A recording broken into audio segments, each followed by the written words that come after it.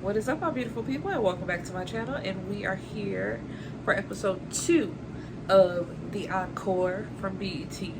And, excuse my little get up. Today's my sister's birthday, so we went out for a birthday dinner.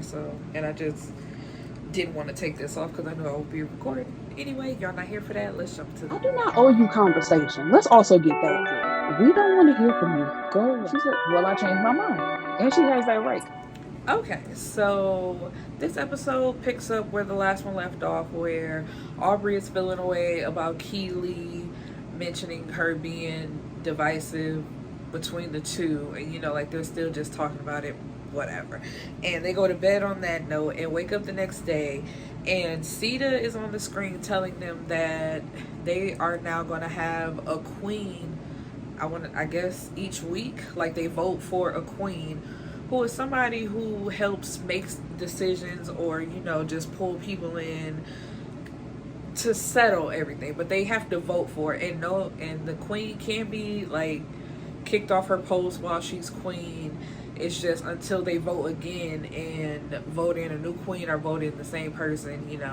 That's just how it goes. So they vote, and it's taking honestly forever to go through the thing because Sita picks Shamari to count the votes, and of course she's doing one vote for this person and one vote for this person, and the last vote is for whatever. And all in all, in the end, Pam won queen, which I kind of figured anyway because Pam is on this spiritual journey, so everybody's like vibing with her, and I guess like they respect her more, I guess. And that's basically what everybody said, like after they did it. They're like, you're such a light, you're such a great person to be around, like you're getting along with everybody. And once again, Pam was like, yeah, I'm a queen, but I went to the King of Kings and had a talk with him, and because like from my last video, I want to be clear, I'm not like, I respect her journey and I respect it, but it's like, you're coming here to do R&B, and it's just like, not to say that you can't still be spiritual and sing, because you absolutely can, but it's like, this ain't a gospel group, honey. I need you to just relax a little bit. I think that's my point. Like, she ain't got to stop completely with her spiritual and religious talk, but just relax a little bit. But anyway, so they get into what being queen actually means, because there's a book that says Queen's Mandate. And so let's go down the line of what that actually is. So the queen has the power to decide roles in the group, like who's going to be doing what and how things are going to go. The queen settles disputes, and she can hold court whenever necessary, which means bringing them all together and discussing whatever the problem is. And so they all have to come together as a group and record an album. We went through that last week. And they'll be recording songs from the album and a live show on their 29th day in the Music Mansion. And whoever the queen is, they must feature all of the members on at least 3 songs. I don't even know how many songs are on the album, but for 3 of them, it has to be all 8 of them together on the song. So as soon as they go over that and like this is how it's gonna go, excuse me, they ask her, they're like, so queen, what are we gonna do? She's like, let's get into the studio. So once again, we have, what was that man's name, Cosign and Elijah. They're back, and they get everybody to go into the booth and just record parts of one of the songs that they've written. And it's a reggae song, and I hope I don't sound stupid when I say this, but I just feel like if you're not a reggae artist, why are you making a reggae song? Because you can hear the beat through the headphones a little bit, but you really can't hear the whole thing. You really just hear the words that they're singing. And once again, we have the thing like with the vocal coach where everybody goes in and they're singing parts, and it's like, oh, you sound good, you doing real good, blah blah blah. And then we get to Irish, and it don't sound good. And Irish in her confessional says that she has not been in the studio for 6 or 7 years. So it's just like, yeah, she's gonna be a little rusty. But the problem comes in when you hear Fallon and Felicia critiquing her, but they doing it like in a real like bitchy kind of way. Like there's no other word I could come up with. And it's just like LeMisha, she's on the side like listening, and she's just like, I'm so tired of them having these little snide remarks when it comes to us. It's just like, you can give your input, but you don't have to be so rude with it. And I forgot which twin it was, but one of them actually like went in while Irish was trying to sing, and tried to give her some input of where I think she said she should be singing from her diaphragm or her stomach and not through her nose. And I'm not a singer, I don't know about all that, I'm just whatever. So where are we? And also Kiely records, and everybody's confused because it's just like, you keep saying you're not a part of this group, so why are you recording anything? That's not your place. You're supposed to be the creative director. You can direct, but you don't have to sing. And so while they're talking, like, Pam is sitting on the couch and Aubrey is on the floor, but she's like leaning on her leg, and her hand is like rubbing her knee back and forth. And Pam like looks at her and like looks at her hand, and she's like, wait a minute, I just want to make something clear. I'm not the touchy-feely type. I don't want to make it look a certain way, make it seem like I'm into women, because I'm not into that. The Lord has delivered me. I'm not like that no more. It's like, I used to mess with women, but I don't. And it's just like, it came out of nowhere. Like, she has a right to feel however she want to feel. I'm not knocking that. Do you, Pam? That's your life and how you receive things and how you want to do it. Boom, whatever. But it just came out of nowhere so fast. It's just like, I didn't see it as anything sexual, but if that's how Pam felt it could be perceived, then that's her. But it was just like, I felt like they were just sitting there next to each other just talking, and she just had her arm on her. And it's just like, without it even being sexual, women are just like that. Like, you could just lay on each other and let it not be anything. But I guess because she says that she was gay in the past, that if anybody sees a woman leaning against her, then it could be perceived that way, and she doesn't want it to be that way. So when she leaves out the room, Kiely says that she's like, she has a problem with it. She was like, she just made it so awkward in this room, and I have a problem with what she said, because it's like, you saying that you've been delivered from your past lesbian ways, it didn't sit right with her. And honestly, it didn't sit right with me either, because I am one of those people. And Kiely said it herself, like, it was later in the episode, but I guess I can talk about it now. She was like, you don't pray the gay away. And it's just like, you're like, that doesn't leave you. Like, you can suppress it and you can decide that you're no longer going to do those things, but it's not because, you prayed it away and God delivered you from those things. But, I'm not here to talk about all that, because my beliefs are my beliefs, and whoever watched this, your beliefs is your beliefs, and I'm not going to argue with nobody about it. And Aubrey, like, she was just offended. She was like, I thought I was just leaning up against her. We was talking, but in no day, anytime, am I trying to, munch on Pam in any kind of way. And so, Nivea and Kiely are in the kitchen talking, because Kiely says, she's just trying to get everybody to work together as a group. That's all she's here for. And then Nivea asks her, since you're not a part of the group and you recorded something, are we going to be able to use that? And Kiely is like, yeah, absolutely. I give y'all permission to, use my vocals. And so LeMisha, I don't know where she's coming from, but she's like, so yeah, can we talk about that? Like, so what are you doing? Like, if you not in the group, like, why are you recording things? And she says, she's just trying to help the group. I guess that's her being a creative director is just showing them, like, this is how it's supposed to sound. But I don't see why you just couldn't tell them that instead of you know, actually getting in the booth and record. And then, you know, they show flashbacks to her learning the dance steps. It's like, you don't have to do all that if you're not a part of this group. Like, you actually taking up time, and we don't need you to. And so then you have Kiely talking to, I believe it was Fallon. And LeMisha is standing behind the wall, and she hears them talking about her in Irish, and basically saying, you know, like, they not learning the dance steps fast enough, like they don't look good while they doing it. Kiely called them backup dancers, said they look like backup dancers and it don't look good.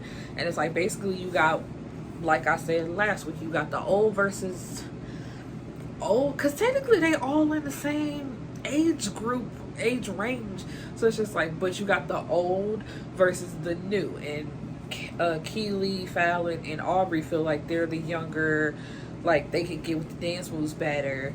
And it just don't look good to have, I'm just gonna call them 702, to have 702 up there with them, because they don't look good. They not catching on fast enough, and they don't, I guess they don't have the look that they're going for. But I hope y'all don't think Aubrey do, because this episode, because they focus more on Aubrey too, so it's like looking at my TV and trying to look Aubrey in her face. I cannot fucking do it. It's so hard to look at that woman in her face.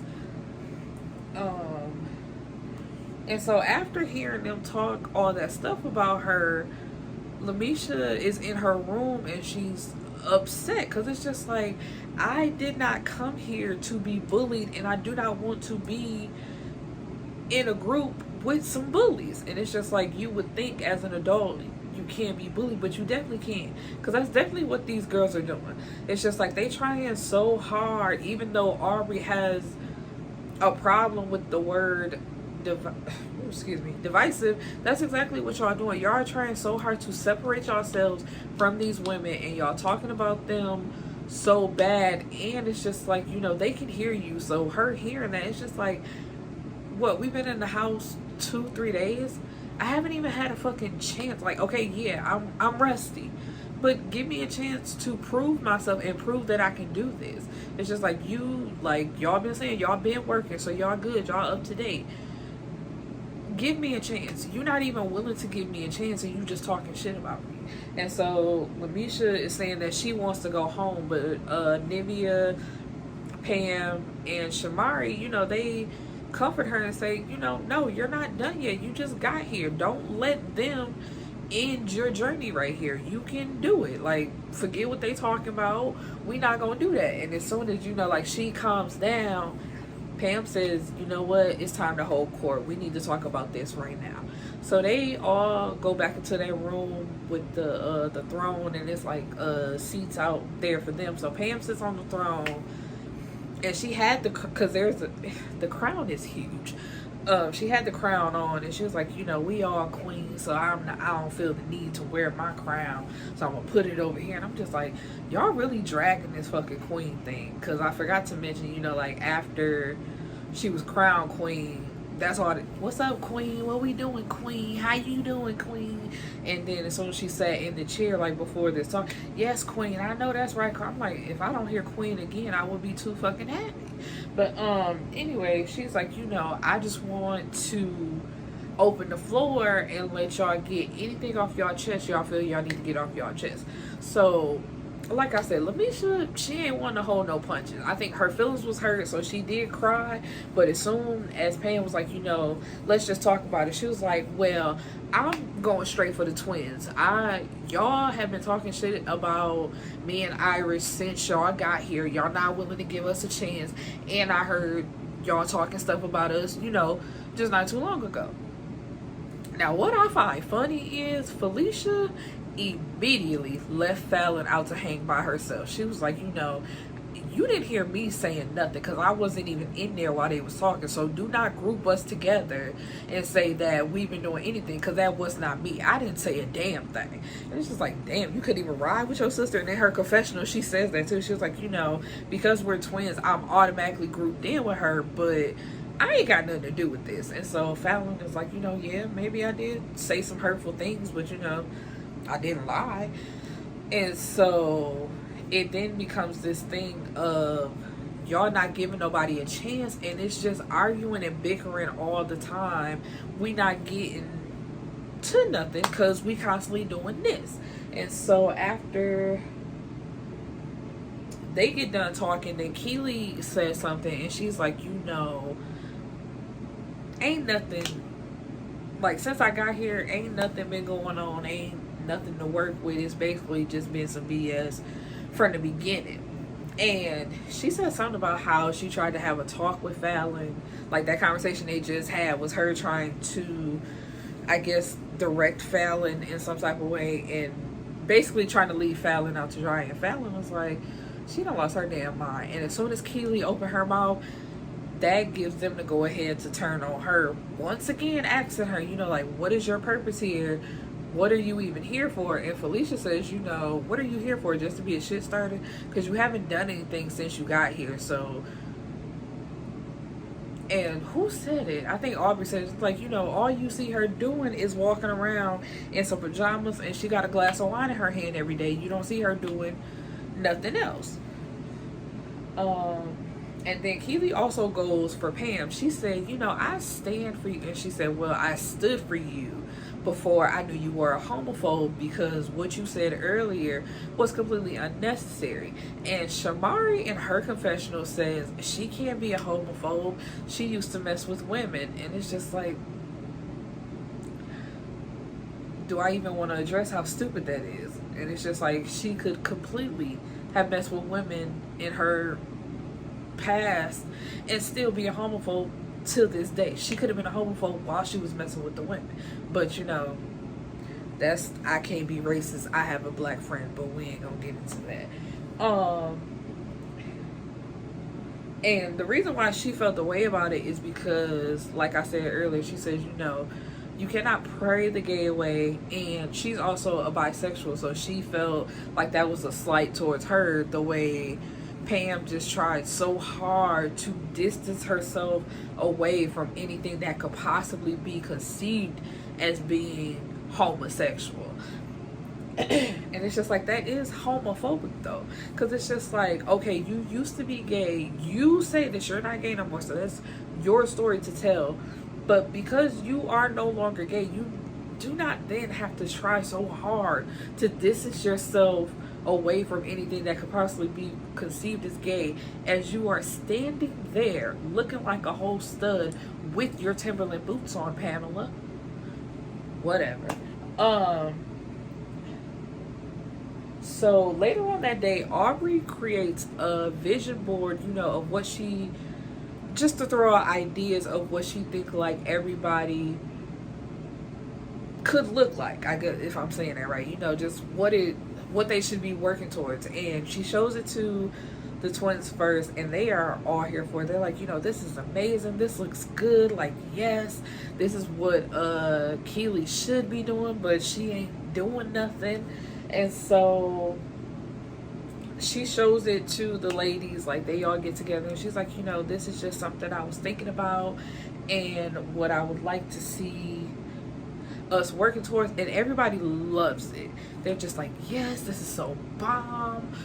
Everybody except for Kiely. She's being real sarcastic about it. But while she's being sarcastic, she also has a point, even though nobody wants to admit it. She was like, so you're finally on board of everybody being together and working towards this vision.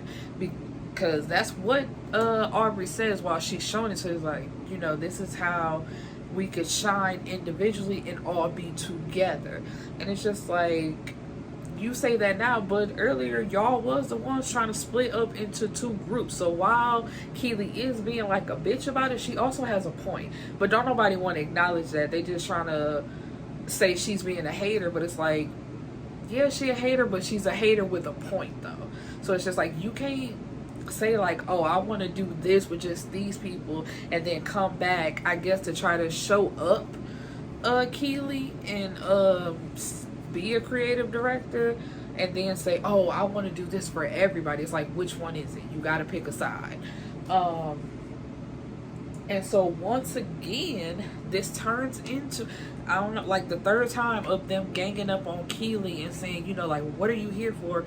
You don't do nothing. And Aubrey telling her, like, you drain my energy. And it's just like, why are you giving her this much power to drain your energy?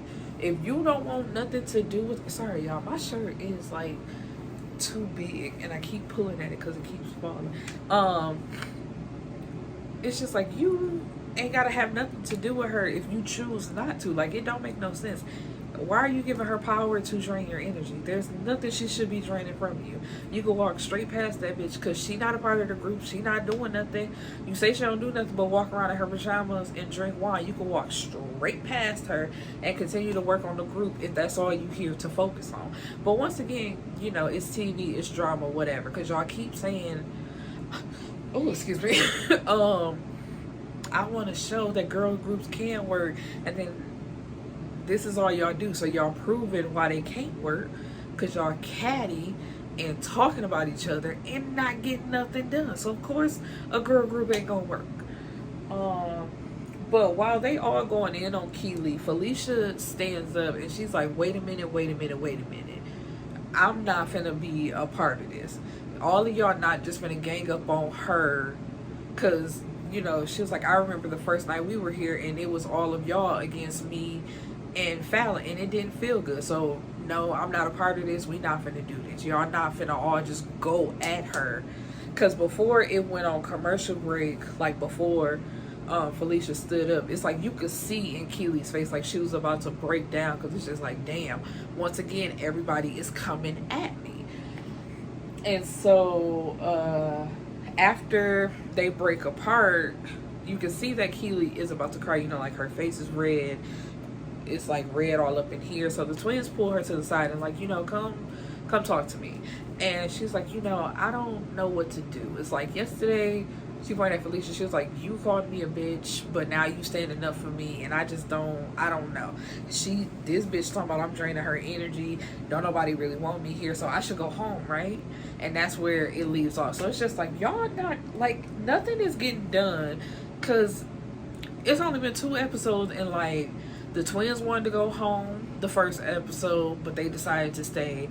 Then LeMisha said she was going home, but they convinced her to stay. Now Kiely talking about she should go home, but I guess they telling her that she shouldn't. And it's just like, because like the preview for the next episode, she's like, we all gotta take responsibility for our parts in what has happened so far. So it's just like, if every episode somebody gonna be crying and saying they want to go home, y'all ain't doing no studio work anyway. It's like, okay, y'all worked on one song and it didn't seem like it really got anywhere. So it's just like, what's the purpose of this show? Because y'all not doing nothing at all. But yeah, that's all I got for this episode, and I hope to see you guys next week for episode 3. Peace, my beautiful people.